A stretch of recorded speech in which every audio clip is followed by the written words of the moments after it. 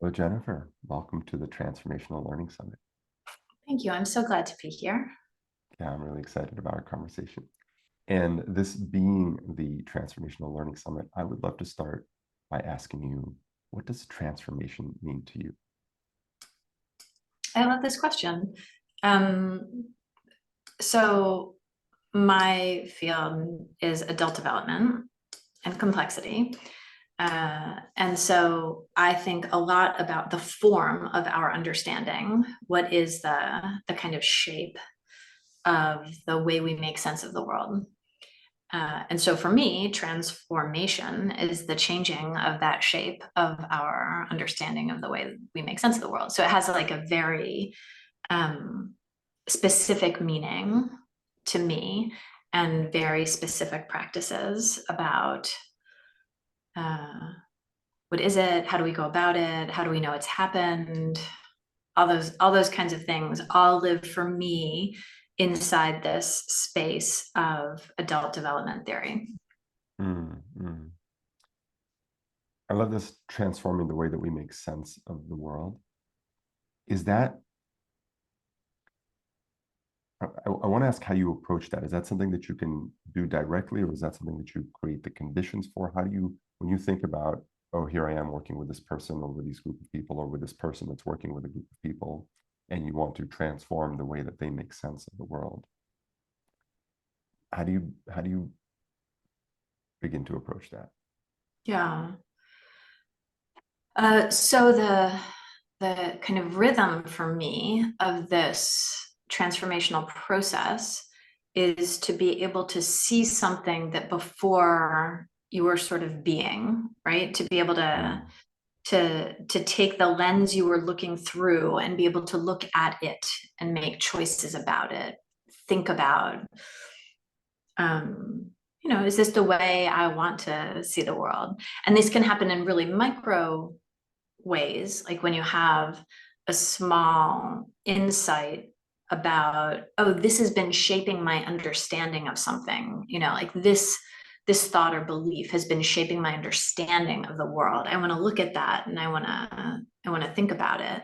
Or it can happen in kind of big ways, like, oh, I understand this whole belief system I've been holding is kind of too small or too constrained for the world I live in now. Um, so that for me is kind of the dance of transformation, is to mm, see that which previously we were subject to, we were not able to see or consider, we were just unconsciously acting out of. And so the how do you create the conditions for that? You welcome people into a space where that becomes an interesting question. Because actually, uh, seeing something you haven't seen before is both, enriching and also terrifying, right? There's a mm, reason you haven't seen it before. There's a mm, reason these things stay private, even to you. Um, and there's a way that our embodied system resists very often this move, or will have an insight. I'm sure everybody's had this experience of like, I've had an insight and it's been like very clarifying. And I think, oh, this will change me forever. And then a week later, I can't quite remember what the insight was. Right. Like mm, I remember, oh, remember I went to this workshop and I had this incredible, what was that insight? And it doesn't kind of change us forever. It just gets sucked right back into the unself-conscious system. Um, so first we have to welcome people to the table, and then we have to create the conditions for people to see things that they have previously not been able to see. And then we have to create the space for them to hold on to those things so that they don't kind of get pulled back in some way. mm. I want to ask, what you said there. I feel like that for me at least is the whole journey of transformation, is this shift from something that you're subject to something that becomes object that you can somehow explore and have agency over. Um, do you have like a nice friendly term for that besides subject object? I do not. I do not. I every time I write about it, my editors always say, can you give us a better term for that? And Mm, I try other terms and my editors always reject them. Is it implicit, explicit? Is it conscious, unconscious? Like all of these other terms are also problematic in their own way. mm, Seen or hidden, so there are other words for it. But I have tended to stay with this kind of arcane language of subject object, in part because it is unfamiliar on the tongue. And so then people really have to think about what it means as opposed to mm, hidden and seen. People think they know what that means and doesn't quite. So no, I've never come up with anything better. Okay. I was just wondering if it was me because I always feel so awkward when I use that because I think It's that for so most awkward. people, they just have no idea what that means. And it gives Um, us a chance, I think, to then say, oh, there's this concept. So I guess it's the benefit of this weird language. Um, yeah, and it's weird. mm, mm. How do you approach that? I mean, I just feel that, at least for me, that's the whole thing. And it's so hard because as recognizing something that you're being as a as a as a thing that is actually can be an object that you are aware of, it's it's complex. Yeah, yeah, it's hard. Mm, And it's so invisible to us. You hmm know, so it's one of the reasons um I think companionship is so important, right? Because this thing that I'm subject to, you will be more able to see it in me than I will be able to see it. It will be more visible to you and more invisible to me. And so companionship is really helpful. It's also true that when I see what's going on for you and I feel what's going on for me, somehow it's going to become clear that there's some difference in kind of the assumptive patterns of your world and the assumptive patterns of my world. My first impulse may say, well, you're wrong. Like, I don't know what's wrong with you. Um, but over time, we can grow the impulse that says, oh, that's really interesting. We're different in interesting ways. And that's exposing something about both of us that it might be useful for us to look at. And then, there are kind of exercises or approaches I rely on, um, that seem to have a pretty good chance of eliminating something, at least for a moment, um, that then people can say, oh, I can see this thing in a way I couldn't see it before. mm. When you say companionship, do you mean like intimate partnership or having a friend or coach or ally? Yeah, all those things. All the above. All those things. I think um, I think a ton of our transformation comes through intimate partnerships. Mm, And some of those are kind of guided or thoughtfully curated, like a coaching or a therapeutic relationship. But some of them, like, we learn a lot when we become parents, right? From this infant who is not in a therapeutic relationship with us, but which exposes to us a ton of our assumptive patterns about the world when you have this other being mm, who um, is of you but not you. And um, and so I think there are all of our forms of intimate relationships, I think, create the possibility for transformation. mm. I guess this kind of digs into this territory of what is the role of relationship in transformation, and obviously part of that is our more personal relationships, and then the other side is that is our more professional relationships, or for example, in my domain, just the relationships that come together in the context of a learning experience and how those can be um, a generative catalyst for some kind of self-awareness or for the practice of a new way of being. I wonder how that lands with you. Yeah, I agree with you. Um, I feel like relationships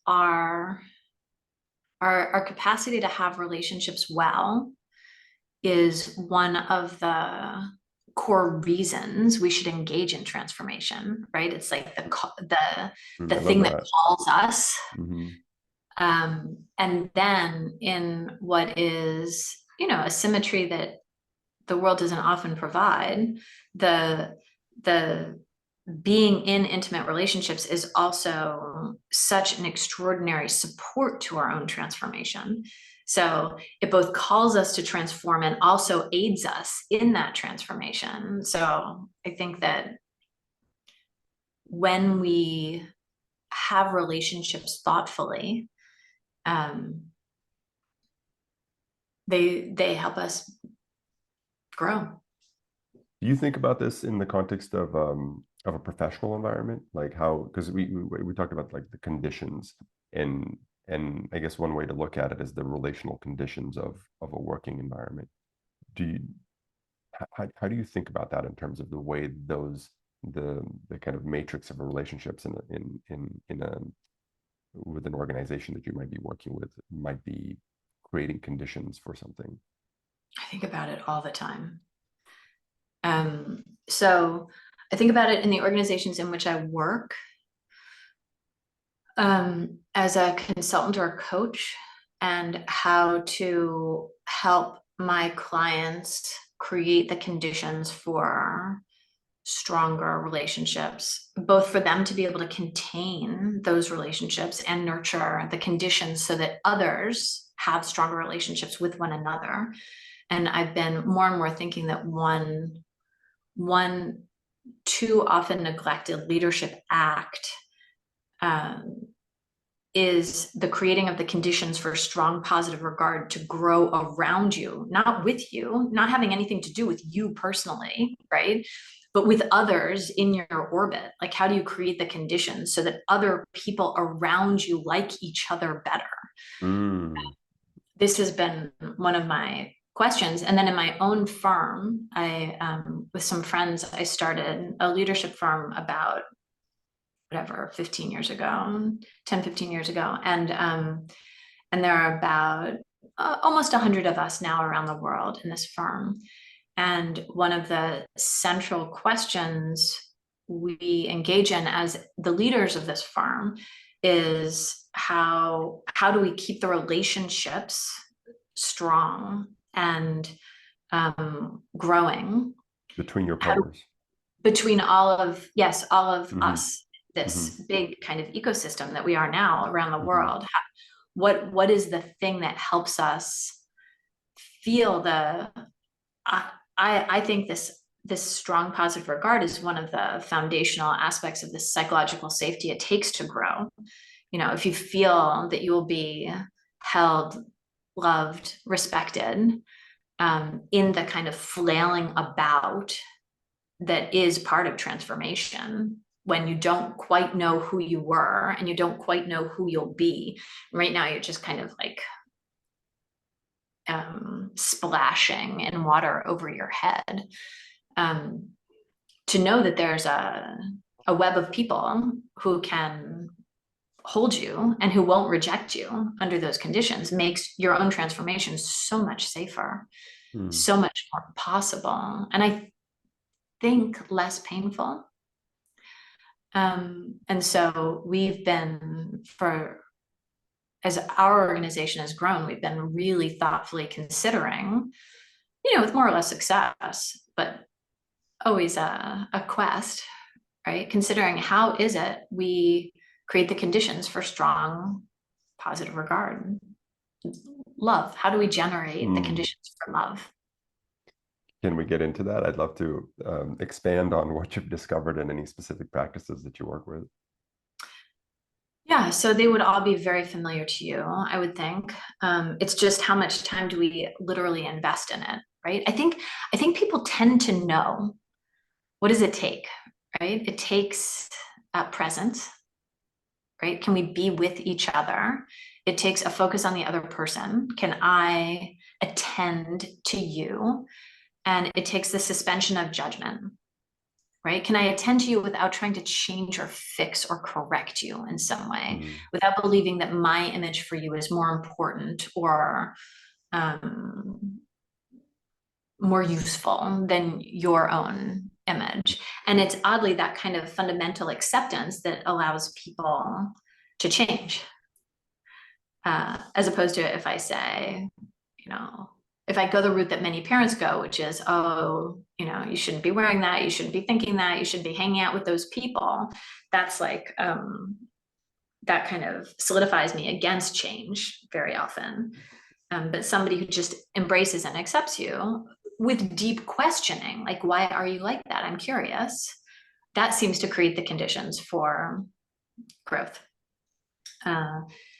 And so we work that into our practices. We work in how can we be full humans together? How can we completely accept when somebody's having just a really crappy day and they're grumpy and they don't want to talk about it, or they screw something up, because they're humans and humans screw things up. How do we create the conditions for acceptance?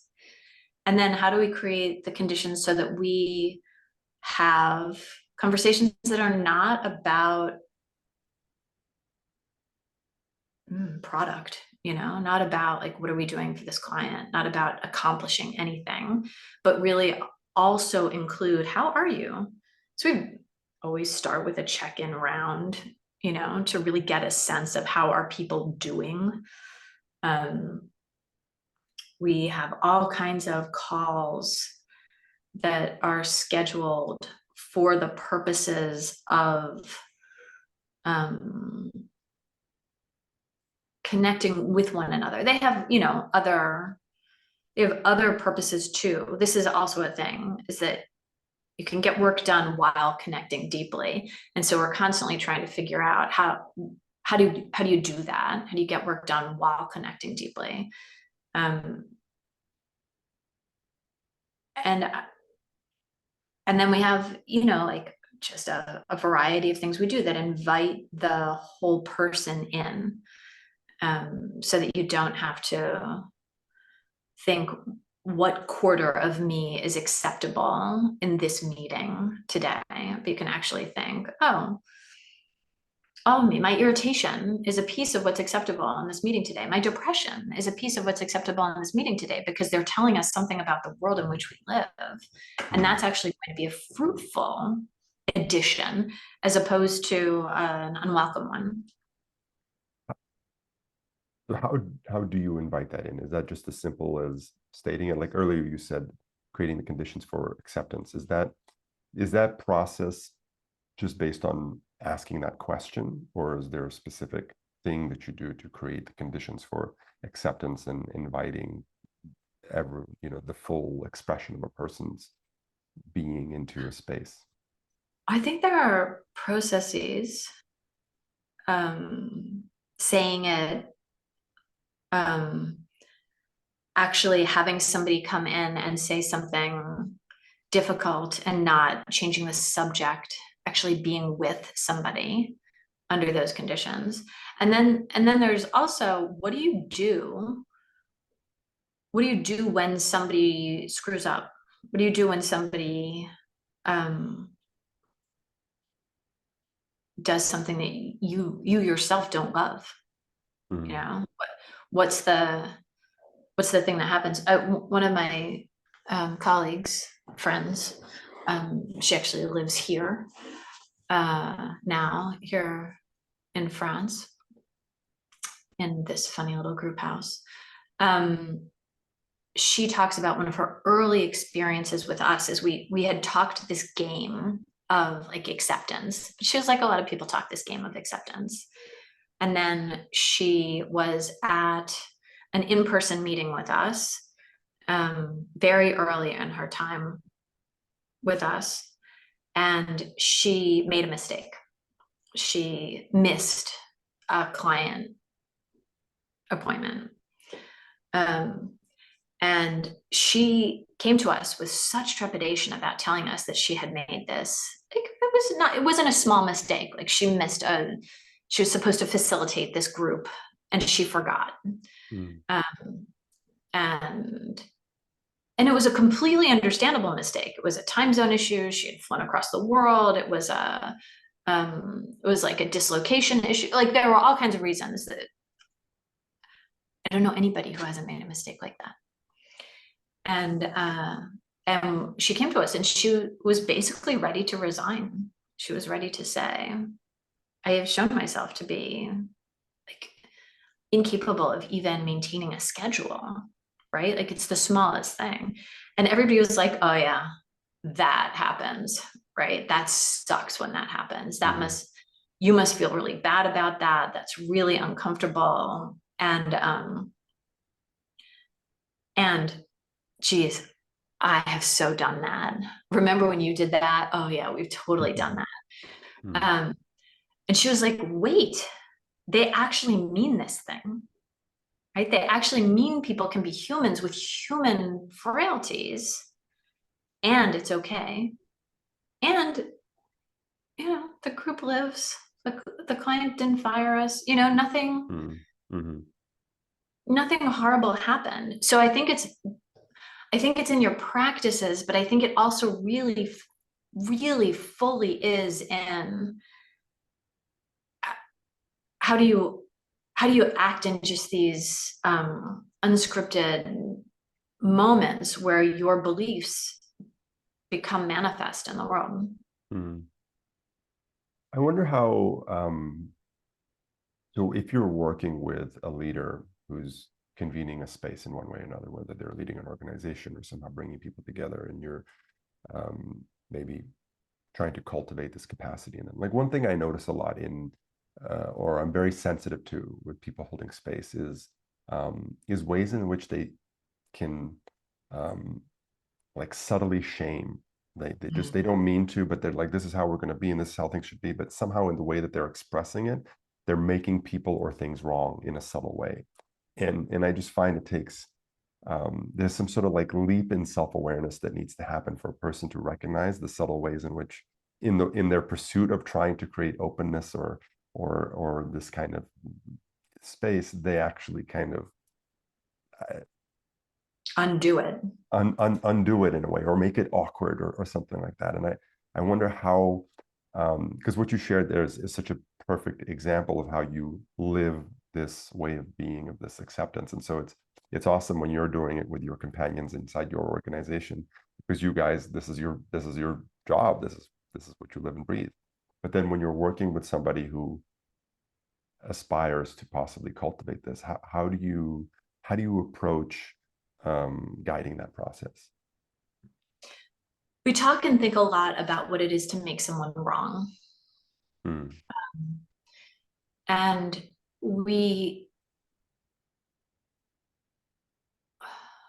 the big thing that we teach is that it's totally okay to think someone's wrong, right? It's totally okay to have a different point of view than somebody else. You don't want to make that wrong, right? That's exactly right. That's exactly right. You don't want to make them wrong for making it wrong, right? That's totally okay.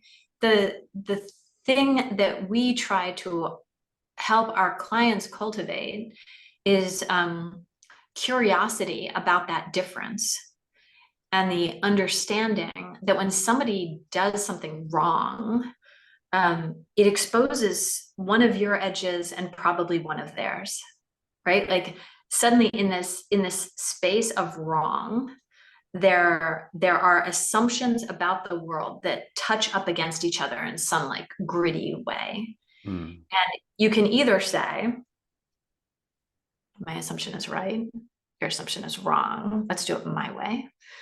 Or you can say, oh, I must be wrong here, you must be right, I'm so sorry. And you can feel something like shame.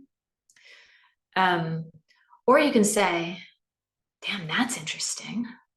Wow, we really, each of us smart, competent people, we really have different views about that. We have different practices about that. That's super interesting. I wonder if kind of exposing those edges could make us both bigger in some way. There's like a moment of transformational possibility. And so I try to teach my clients to recognize this sense of you're wrong, or what I call, rightness, this feeling of my rightness, as an invitation for curiosity. Because About some things, probably that feeling is exactly right. You know, you are doing math or talking about how far away something is or whatever. There are some things where if I have an opinion and you have an opinion and they differ, one of us is right and one of us is wrong. But about most of the things that really matter,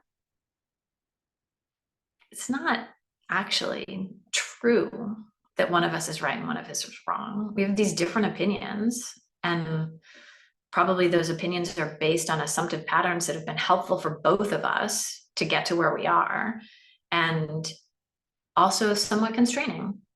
And so if we understood them better, it would be more helpful.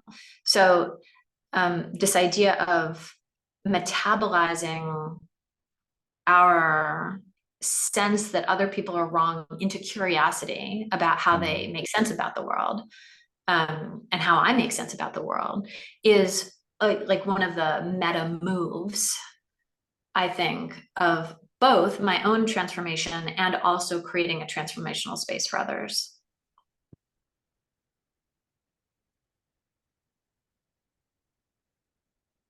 Is this almost always a conversational process? Hmm.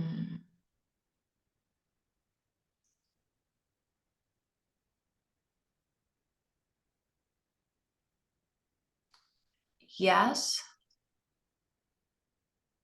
either directly or indirectly, I think. Um, I mean, probably also an energetic process. It's probably those two things, right? It's probably about either directly where we're talking about it, or indirectly where somebody is being that thing and you're kind of drawn to it. Because people tend to be really drawn to experiences of non-judgmental holding. So it can be a thing that you feel or experience, as well as a thing that you talk about. But you know, I am still fairly bound by the sense that humans are meaning makers, and the medium of our meaning making is mostly linguistic, right? Mostly language is the clay with which we sculpt the meaning of our lives. And while some people can sculpt in pure energy or pure emotion, I think most of us rely on language in one way or another. You said energetic earlier, which made me think of also the internal territory that often, if there's something coming up for you in relationship to another person, you can either cut that person out of your life, you can either just dwell on that and you know, boil over with it, or you can somehow find another way to resolve it, which can often, in its most constructive expression, be a conversation that isn't accusatory, but somehow opens up the space of curiosity. Hey, this is coming up for me.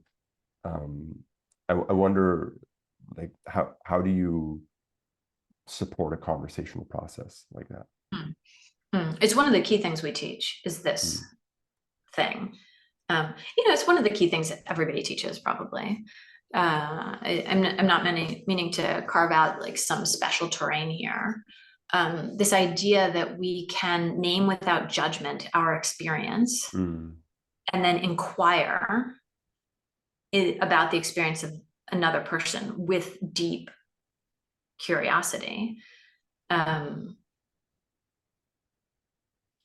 think that practice is like a yoga practice in that you get better at it, you get materially better at it, but you never like nail it, right? Nobody ever said like, oh, now I have perfected yoga. Like I've never heard anybody say that. Um, you're always pushing, stretching, um, finding your next edge.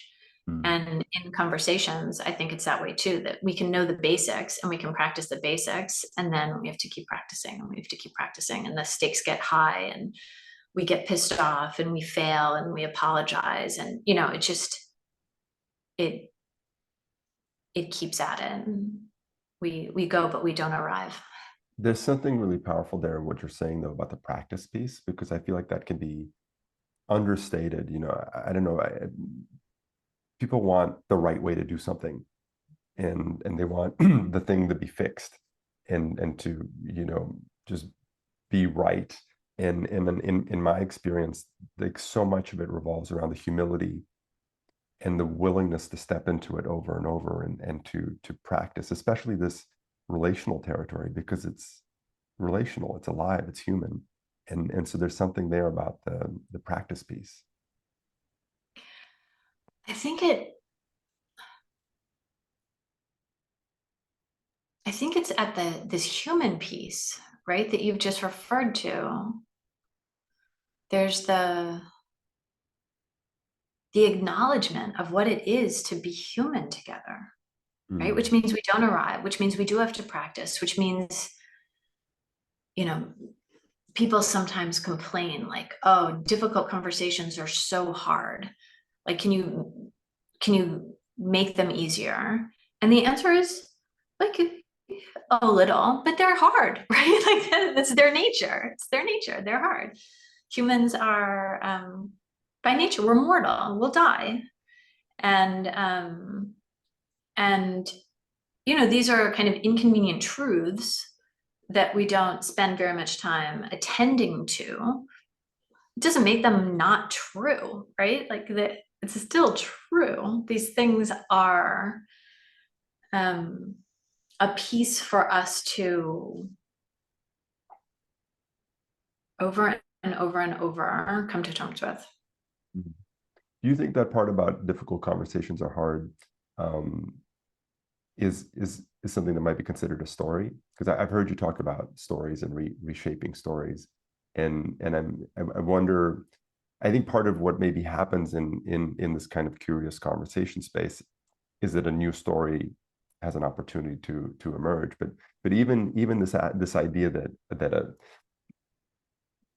and I guess I'm just speaking for myself though, that yeah, these conversations are hard, but then there's also a part of me that relishes the outcome of a conversation like that, the growing closer, the deeper authenticity and realness of what's there for you, what's there for me, that we can be present to each other in this way and thus have a more real and authentic and meaningful relationship.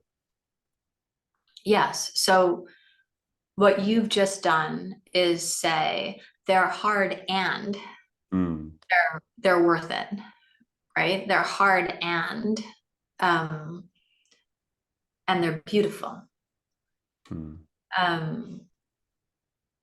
We are so willing to do so many things that are hard, humans, for some gain. We're willing to work too hard and sleep not enough and forego pleasures with our families or our friends or whatever. We're willing to go to the gym and do kind of unpleasant things at the gym so that we can be healthier or whatever. We have like all these ideas about our own sacrifice that are worthwhile for X reasons. And yet we do often have a story about difficult conversations as dangerous, not a worthy sacrifice, but like a minefield or the potential end of a relationship or something like that. And when I actually get my clients to recall, like, how many conversations have you had that have ended relationships? And how many times have relationships ended because you haven't had a conversation? They can tend to name way more in that second category and almost none in the first category, right? The biggest risk to relationships is not having conversations. But that's not what our bodies tell us, right? There's a whole, the more you look into the kind of physiology of this, there's just a whole set of our embodied experience, parts of a big part of our brain, all these mirror neuron cells, big parts of our physiology, our nervous system, that are devoted to our not being thrown out of a tribe, right? They're devoted to not being cast out. And therefore, the idea of interpersonal risk shows up in our bodies as powerful as physical risk. And so I think we have this, just as we have this aversion, most of us have this aversion to like walking too close to a cliff edge. We have this aversion to walking too close to a cliff edge in conversations as well. But one of those is actually dangerous, and the other one feels dangerous. And I'm sure with both of them, I don't do a lot of cliff edge walking, so this metaphor is going to fall apart in a moment because I'm afraid of them. And I'm also afraid of difficult conversations, right? I feel it in my body, but I've learned so many skills and practices over my many years of practicing that I can understand that the fear that I feel in my body is old. It's not the thing to listen to in this moment. I love that. So you're saying that's what it is, that it's actually this invisible, almost invisible, unless you begin to notice it, embodied response that makes it so difficult, that makes it this fear of being rejected or judged, or that something might happen in the context of a difficult conversation, that it's maybe invisible because it is in your body and not necessarily in your head. Yeah. And then when we talk about the space of organizations and leadership, like there are difficult conversations where people get fired, right? For example, and things are severed. And I think that also leads to the felt experience of danger, right? Like now, any hard conversation that might threaten me, that might make me feel like somebody might fire me at some point in the future, then that's terrifying. Or I don't want to have that conversation with him because he might feel that way. And so there are moments of severing. It's not that you're not really on a cliff, right? It's that the cliff isn't as dangerous as we think it is.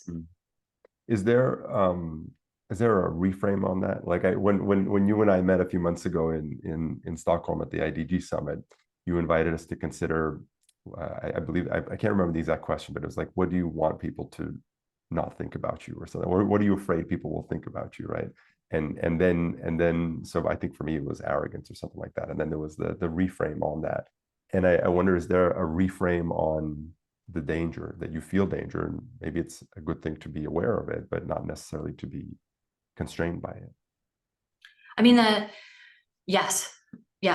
And I try to get it in all kinds of ways, like to have people reflect on difficult conversations that were transformative in a great way, right? Which almost everybody has a whole, Rolodex filled with those moments, but we don't tend to string them together. We tend to, I think that there is something about maybe our assumptive patterns that keeps them separate from each other so that we can't learn from them as patterns. We think, oh, I had that amazing conversation with Ayub, and now Ayub and I are closer than we ever were before. And I had that other amazing conversation with Elena, and maybe Elena and I are closer than we were before. But we don't think, oh, those conversations I was afraid of. I was afraid going into those conversations, and I can name a dozen times I was afraid going into conversations, and actually our relationship is better. And so a piece of this transformational space, I think, is actually drawing people's attention to previous transformational spaces in such a way that they can see the kind of rhythms of it, the wave patterns of transformation in their lives, so that they can recognize when they're at another one of those wave patterns, oh, my body tells me this is scary, but I actually remember now and can connect together in a story all these other times when it was scary and good things happened. So therefore I'm gonna go for that. Well, I love this thing you're bringing up here about the assumptive patterns that are somehow hard to correlate. I have two questions. Why, and how do you help people correlate that or begin to see that? I got really interested in what people think of as like a fluke, right? As like a one-off or unusual event. Because I think a fluke is almost our way of saying, I will not learn from you. Mm. I will not learn from you. I was chatting with the receptionist at a client's office one day. And this is a woman I would see as I would kind of come and go. She wasn't like the EA to the chief executive. She was the front desk person. And I was waiting for my client to come out. And, we would have these engagements. And I learned over time that she was first had the desire to study law, and then was applying to study law, and then was accepted to study law. So here, over time, I sort of was following and this very, very casual, hello, how are you today kind of space. And I started to watch the way she talked about this. And she had this, she used to use the word fluke a lot. Like, oh yes, I was so excited because my test scores were really good. But that's such a fluke because I'm not that good at things like that. Mm. And the letters of reference that people wrote for me were beautiful. And it's such a fluke because I just happen to have really good relationships with people here, blah, blah, blah, blah, blah. And she was doing these amazing things, right? Super impressive young woman. And finally I said, do you hear what you're doing? You've just named like 10 flukes. And when I look at them, I see one pattern of like a smart, diligent, hardworking human being who knows what she wants and who is thoughtfully pursuing and accomplishing her dreams. And she's like, oh, no, that's not me at all, blah, blah, blah. And her identity was such that she could not contain the pattern of what was really going on for her. And so I became really interested in kind of the fluke being the enemy of learning. And now it's a thing I look for all the time. When one of my clients says, oh yeah, this kind of crazy thing happened, it means they can't see it as a pattern. And for myself as well, I hear myself saying, oh yeah, that was like such a surprising thing that happened to me. And then I'll think, like this speech went so well. Oh my God, it was like amazing. Was it really amazing? Or have I actually practiced 20 million hours for my speeches to go well, right? Like, actually, it's not a fluke. It's effort. It's but if you call it a fluke, you can't learn from it. And so I think that there is something in our identities that resists some learning patterns. And I get really curious about what are the very things above the waterline that we can then explore. This exercise I did with you was one of these things. That how do we get things above the waterline that we can look at? And then suddenly we understand there's so much below the waterline. And this idea of fluke is like one of these like little things that pokes up that we can learn to recognize. And then we can say, oh, I bet there's something there. How might you, and maybe for the benefit of people listening, maybe you could also share the exercise you just referenced, but I was going to say, how might you, in that case, you had the benefit of talking to this girl through casual conversation and hearing her articulate all these flukes. How might you surface that intentionally? Now I know to listen to it. What she taught me more than anything was that this is a thing, right? And as I was like trying to understand that thing for her, I started to see it for me, and I started to see it all over the place. So now whenever anybody speaks about something that's a surprise or like a one-off event, a positive or a negative one-off event, like, oh, that guy was such a dick, blah, blah, blah, blah, blah, blah, blah. I can't believe he treated me that way. Okay, is that a one-off event that's about that guy on that day? Or is this a pattern of the way you engage with people that draws out particular negative interactions that you'd like to change? But in either case, we can then examine it. It's a clue. We're always looking for clues about what the next part of transformation might be. And this idea of like a fluke or a one-off or surprise is a clue. Mm-hmm. I mean, it's funny you say that. I just went through this whole thing just recently. My wife invited me to enroll into this Harvard thought leadership writing incubator. And at the end of that, they had a writing contest, and I won. It was a fluke. And my wife is like, "You should tell everyone that you did this." I'm like, "No, it's just like ridiculous." But it's interesting to notice the kind of the how easy it is to dismiss something that maybe speaks to some deeper quality or skill set or understanding. And it speaks to some deeper quality or skill set for sure. You writing, congratulations, that's super cool. And it speaks to some edge of your identity that you maybe you're not in touch with, right? Like, why is it not okay for you to see that these things never come out of the blue, right? Like it never comes out of, it's not the first thing you ever wrote, right? It's not the first thing you ever had feedback on as a writer, right? These things don't happen in that way. And so when something like that occurs, we can say, oh, yes, there's this whole skill set thing that's being exposed there.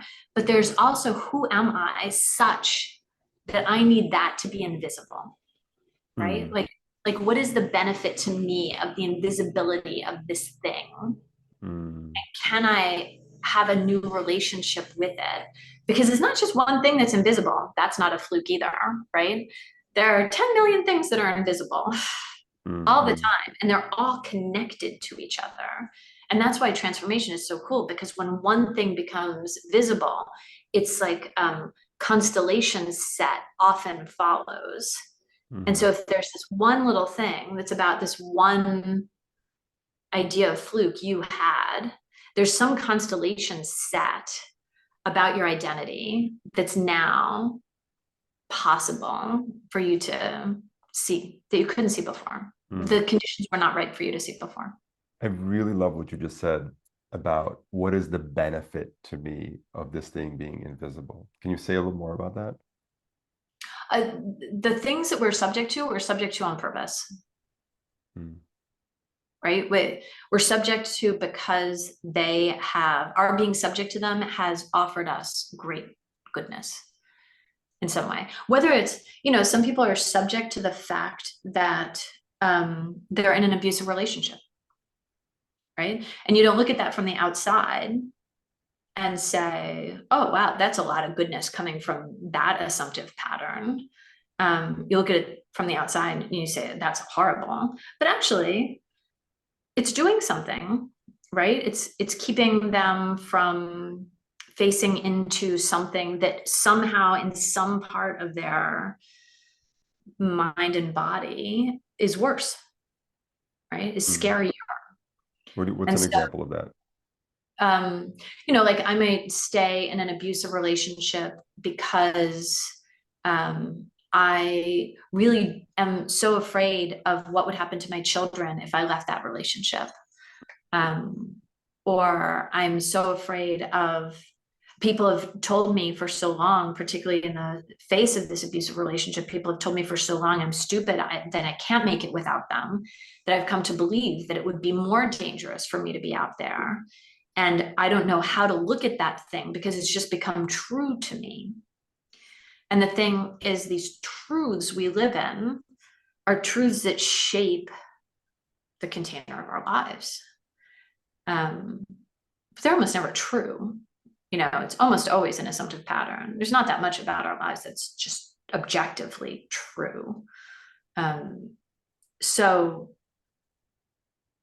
trying to figure out, one of the things I play as a little game is like, oh, what did I get from that? Like when this becomes clear, like I have a similar pattern to you, that when really good things happen to me, I think of them as fluky, right? When a kind of miserable thing happens, that seems like fine, like that's okay. But when a good thing happens, I'm like, oh, that's just a fluke, blah, blah, blah. And that means there are all kinds of things that I can't reach into that would be helpful for me to reach into, to know for myself, about myself. And so I'm like, oh, that has been, I have a whole set of assumptive patterns that are mine that might be related to yours about arrogance, right? And because that's a third rail for me, and I want to stay very far away from it because I'm terrified of it, then all the things around it, I also have to stay away from. And this is why the little exercise I did with you, where we name what are the things we really want people not to say about us, because that would be so horrific. And then we ask, and how is that holding me back? Right? How is my desire to not be seen as arrogant or controlling or whatever, right? How does that hold me back? And what does it prevent me from doing that would be actually very helpful? That again, it's a clue. We're always looking, I'm always looking for these clues in me and in my clients, in my friends, in my kids. I'm sure the kids offer no shortage of clues. And you know, and over time they look for clues too. You know, so it becomes a hunt that people can even enjoy. So part of it is discovering the clues, having the insight, and then there's cultivating the way of being, the new way of being, or integrating the insight. And I wonder, when you're working with people, or leading a change process with a group of people, how does something that becomes seen then become integrated into a new way of being? This is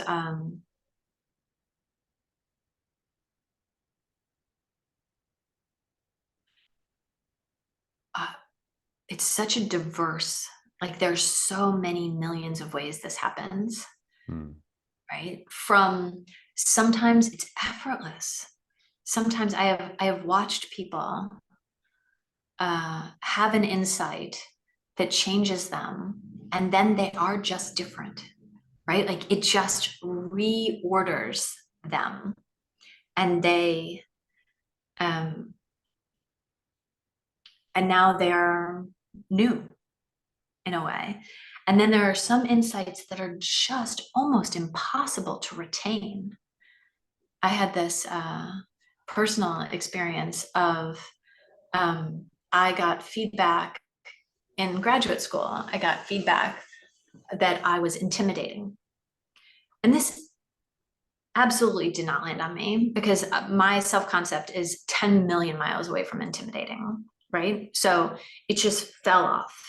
And then I got feedback, you know, at my first job after graduate school, that I was intimidating. And again, I had this sense of like, that is the weirdest feedback. Like, I wonder what is going on for that person that they're giving me this feedback. Like, it was really like, and I'm a person who prides myself on being very good at taking feedback and like responding to it. But this idea of intimidating, I just could not take it in. And I probably heard it 15 times. And finally, a mentor of mine said, yeah, people can find you kind of intimidating. And I was like, Robin, this is crazy. I'm so not intimidating. Can you help me understand this feedback more? And she threw her head back and laughed. And there was something about her laughing at me, with me, that like opened up the space for me to actually, because I heard myself saying, I get this all the time and it's not true. So I don't understand it. And then I was like, oh, wow, you have never been so closed to data in your entire life as now. So I think that there are, and I think there's this really wide spectrum. There's like the insight that changes us, and then there's the insight we can't even hear, we can't even have yet, right? Because it's so contrary to our self-concept. And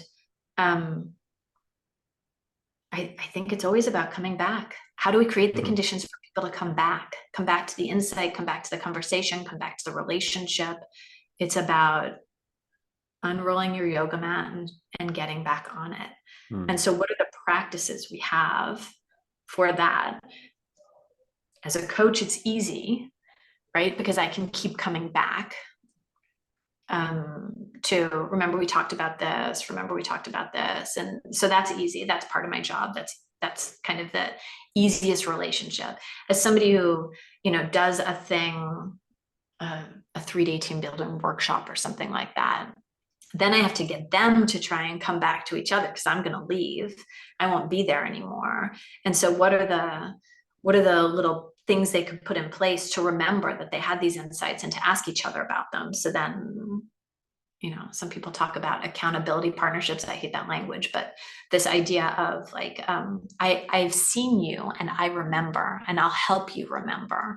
How do we set up those kinds of relationships for people? And then there are contemplative practices. There's, you know, my own meditation or journaling practice, which I am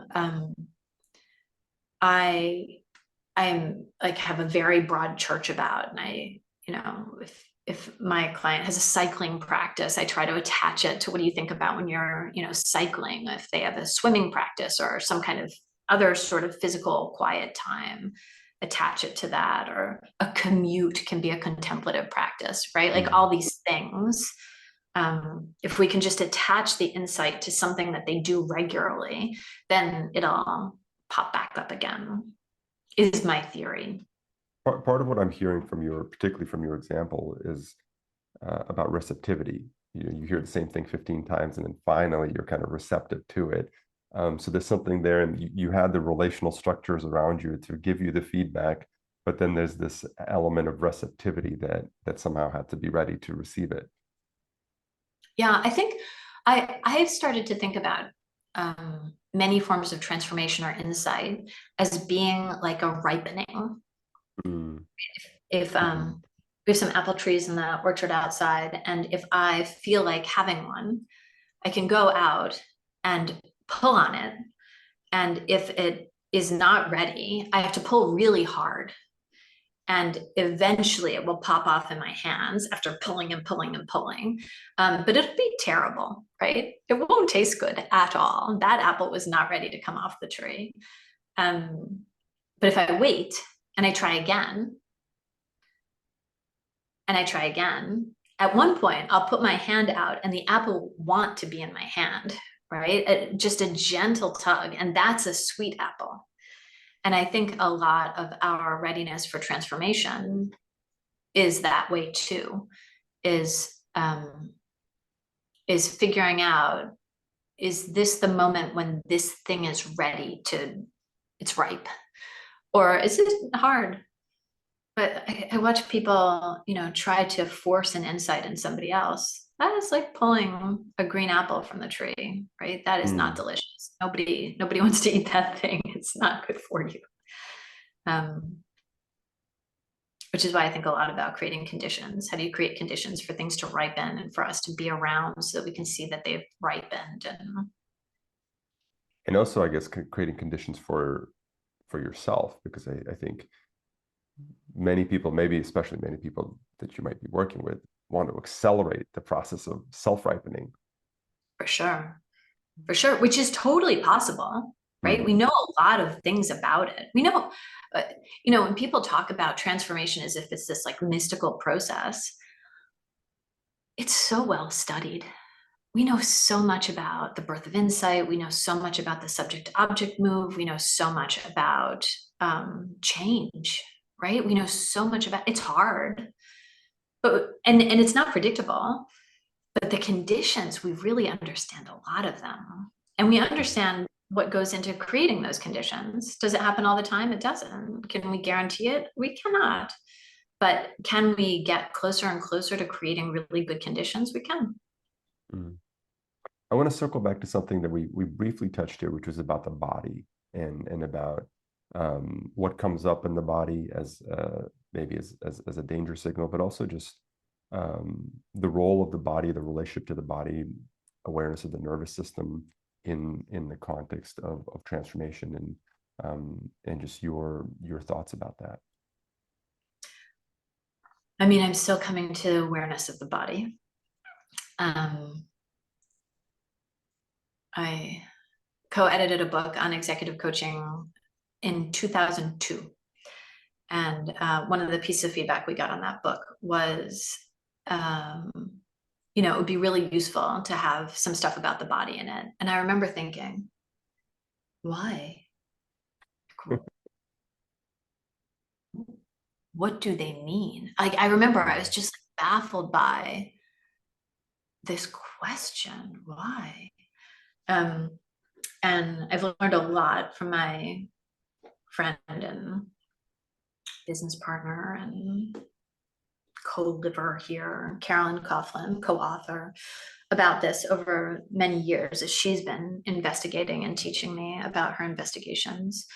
The body is such a wealth of information about what we're drawn to, what we're repelled by, what we're afraid of. It is like a constant instrument of the connection between me and my environment, just constant. And then we don't notice that so much. What we notice is then we create stories. Our body feels a thing and then we create a story about it. And then we get fixated on the stories. But if you can pull it back to the pure source of information instead of the story that we've made up, geez, it's super helpful. And I am not one who believes the body holds all the wisdom and we should listen to it all the time, because I believe our bodies tend to be racist, sexist. They're ancient. The nervous system is an ancient thing and it hasn't caught up yet. And so it also gives us bad information. But all information is useful, whether it's true or not, it's useful. And cultivating our capacity to listen to what's the information my body is giving me in this moment, and move away from the story that I'm telling myself when I have this sensation, it's like a supercharging of our capacity to transform. How do you approach that? Because that's such a quantum leap in a way for people who haven't discovered it, like you shared about yourself in 2002 body, and then all of a sudden there's this opening into how do you approach that? I think it's first, like with so many things, it's first a noticing practice, right? It's first, do I even know that I have a body? Like, do I even know? So very often, we'll start a thing by asking people to remember that this thing exists, right? And because we can go a long time, particularly on Zoom, or Teams or whatever, which is so disembodied, right? We can go for hours sitting at our desks, basically forgetting that we have a body unless it's uncomfortable in some way, but ignoring it. At least in the past, we had to walk it from meeting to meeting, right? So just noticing that it exists and then being able to see if we can step back our stories to sensations, right? To what are you feeling now? It's one of the core practices we do here in this group house. When you live with people, like the stories are just so thick, right? And they just build on each other. And if you can get back to sensation and let story go, it's so much easier to have a conversation. Because generally what arises is like some sense of discomfort in the body arises. And then you think, oh, you bastard. Like, oh, you did this terrible thing. That's not what happened, right? A thing happened. Your body had a reaction to it. You put a story on it that's something like you bastard. And now the conversation is difficult. If you go back to the sensation, right? Oh, wow, my chest really tightened up when I walked into the kitchen and I saw this there. There's something really upsetting for me here, that this gives me a clue. My tight chest gives me a clue that there's something like difficult for me here. Can we have a conversation about that? That's a totally different conversation than, you bastard, when you leave the kitchen like this, you are a lower life form, which is kind of the story that arises, right? Like, how could you, how disrespectful this is. We've had to do like a lot, because it's easy to metabolize some disagreement into a sense of being disrespected when you live together. Oh, you knew that I cared, that you emptied out the gunk from the sink, and you didn't empty out the gunk from the sink. How disrespectful of you. And it's much harder to remember, oh, you don't notice that. Like, it doesn't even arise for you. You don't even remember that that's a thing to look for. You don't care.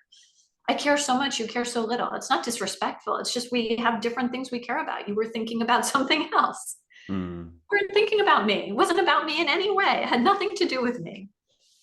Our bodies give us that portal to have that conversation more cleanly with ourselves and with others. Do you bring that dimension, the way you describe this practice, into a corporate environment, into a more professional space, where you invite people to speak from the space of sensation rather than story? Absolutely, but it's hard. And so at first I just invite them to notice that they have a sensation. And then very often when they come up with a story, I'll try to march it back, right? Somebody will say, oh, when he was ignoring my wishes in that meeting. Oh, okay, that's a strong idea. Somebody is ignoring your wishes. Can we step that back into not what's the data you collected, but what was happening in your body? Even now, what happens in your body when you say the words, he was ignoring my wishes? Can you feel where that is in your body? Often, like, something like that is in the chest or the throat.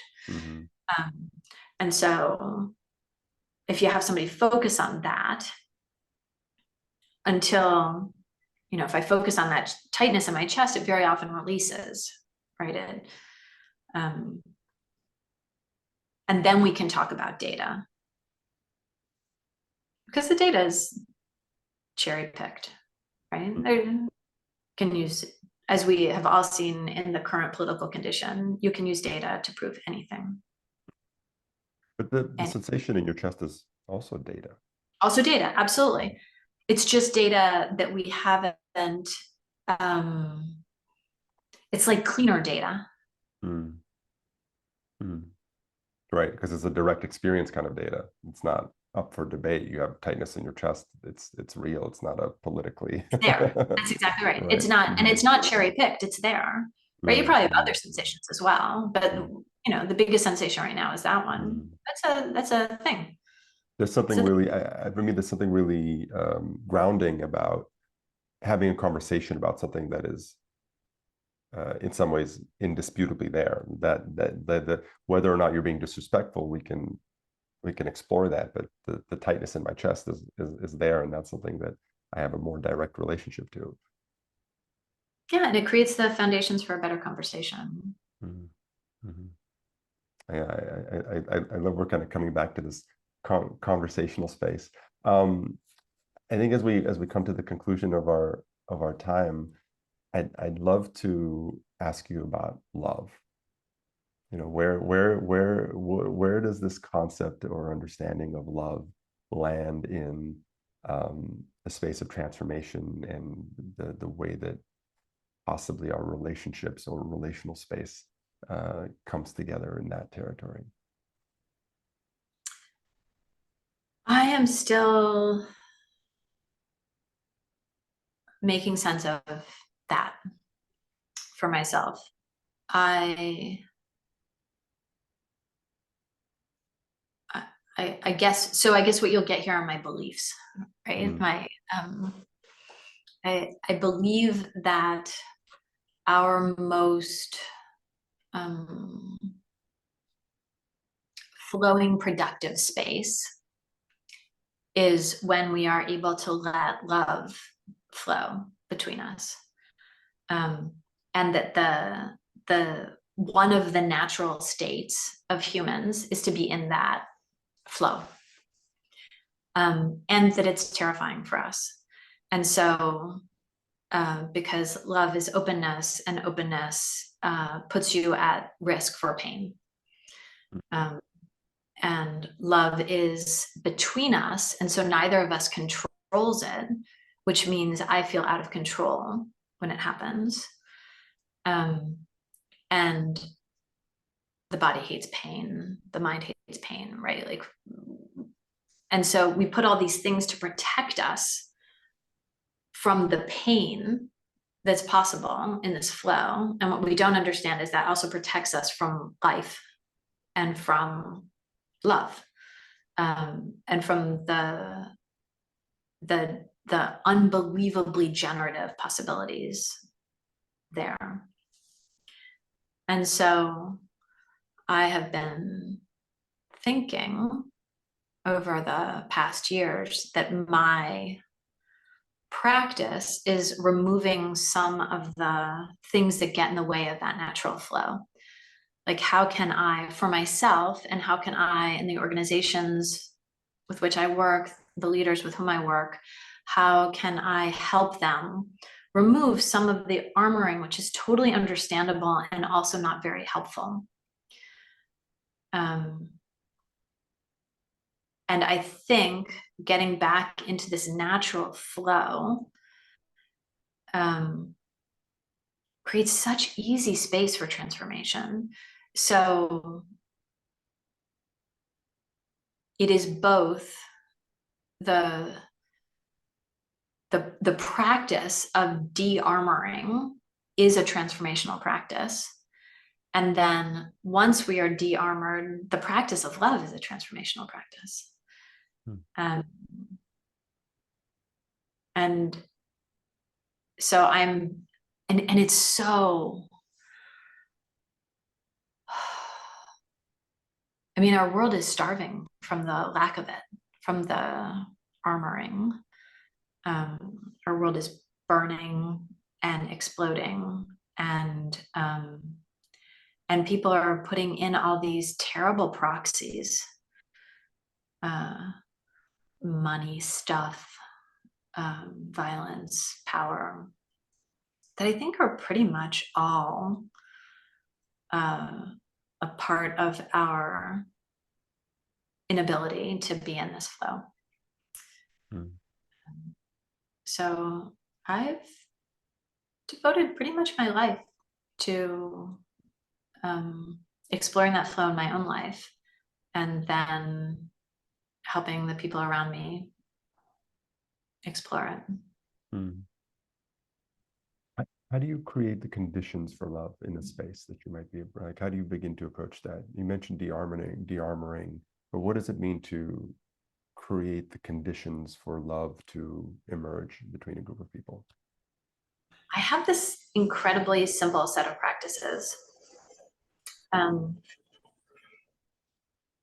think a listening practice, right? Where I just try to get you. That's my whole job. I just try to get you. I don't need to change or fix or correct you. I just want to understand you. That's all. It's so love engendering. It's really interesting. And we've been playing, Carolyn, my friend, Carolyn Coughlin, whom I love very deeply. She has this practice that I've started to call listening to love, where if I listen to you, and the thing that I'm trying to do is pick out, you can be talking about anything. The thing that I'm trying to do is pick out, what do you value most in the world? What do you care most about? You could be whining. You could be telling me about something awesome. You could be telling me about, what stood out in your day, whatever. If I'm listening in a way that I'm listening and I'm attending to, what do you value most? That's my question. I have higher regard for you at the end of that. If I listen for you that way in 3 minutes, I will have higher regard for you at the end of those 3 minutes than I had before. And if I say some of those things, wow, it sounds like you really value contemplation and connection, and transformation, these things, and supporting people to come into a new version of yourselves, all of which I think are some of the values I've heard from you over the course of this conversation. As I say that back to somebody else, they feel regard. Mm. They feel it. And we've just created flow. Mm. Mm. And it can happen in 4 minutes with people who don't know anything about listening or coaching or love or anything. Mm. I mean, we don't know about love. And we will like each other better at the end of those 4 minutes. This comes back to where we started a while ago about the creating conditions for positive regard and the transformational benefit of that. I think we are always, in work particularly, but also in our lives, we are always focused on an outcome because we're good at focusing on outcomes as opposed to the ground from which the outcome emerges. Right? We focus on the tomato and not on the soil. And the soil that gives us the best tomatoes is the soil of positive regard. At work, at home, everywhere. I just believe that that's a more fertile soil for us. And I could point to research about it, which I would be cherry picking because I believe this so strongly. And so I would cherry pick research, which is what we do with research. But I believe if we learn more about soil cultivation, we would live in a richer world. I think as you're sharing that, the reality, the really simple explanation that comes up for me is everybody just wants to feel loved. And positive regard is just another way of saying, I love you. You're right. That's exactly right. This is our deepest craving. We want to feel loved and we want to feel love for others. And I think that so much of the violence and overconsumption and difficulty in the world is because we are out of touch with what do we most deeply want. What do people say when they die? Do they say, oh, I just wish that I had another watch in my collection? That's the thing that I'm most upset about. Do I wish I worked another day? Do I wish no. They come back to their relationships, come back to the people they've loved and the people who have loved them. That's at the end of our lives, that's what matters. Why is that not the thing that matters most in the middle of our lives? Right? Certainly at the beginning of our lives, that's what matters most. And then we forget. Yeah, and it takes a lot of vulnerability to acknowledge that. You have to really yeah, maybe there's a bit of a transformation that you have to go through just to recognize that ultimately that's what you want. That's what you yearn for. I agree. Jennifer, thank you so much for our time together in this deeply rich and nourishing conversation. I'm really grateful to have this time with you. I'm so glad we met in the strangest possible way in a room of 1,500 strangers. Yeah, with me acknowledging my deepest concern for others, what they might think of me. Thank you for your courage in doing that. And thank you for this conversation. It's been very beautiful. Thank you, Jen.